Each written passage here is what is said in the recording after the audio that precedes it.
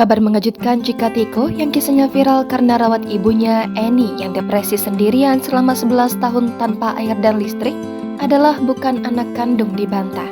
Adalah Sumaryono, kerabat dekat ibu Eni, yang menceritakan hal tersebut.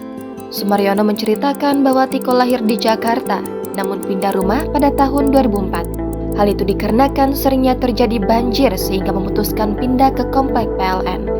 Sosok Herman Muji Susanto, mendiang ayah Tiko, juga diungkap oleh Sumaryono yang disebutnya cekatan dalam berbisnis.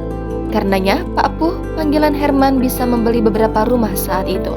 Dijelaskan Sumaryono juga ternyata mendiang ayah Tiko sempat memiliki usaha jual beli mobil, hingga akhirnya ditipu membuatnya harus kehilangan mobil. Selain dia di Departemen Keuangan, dia itu juga terakhir jual beli mobil disewain. Kemudian terakhir itu dia cerita ke saya, dia ditipu rekan bisnisnya, itu mobil bikinan Amerika, jadi suratnya ada tapi mobilnya nggak ada, sambungnya. Setelah itu kami lost kontak, saya dengar Pak Pu akhirnya pindah ke Madiun, sambungnya. Sumaryono selaku kerabat Tiko juga membenarkan terkait ayah mendiang Tiko yang disebutkan meninggalkan ibu Eni dan Tiko. Dirinya menjelaskan bahwa saat itu sebelum meninggalkan rumah memang sempat adu cekcok karena masalah ekonomi sehingga membuat Herman pergi dari rumah.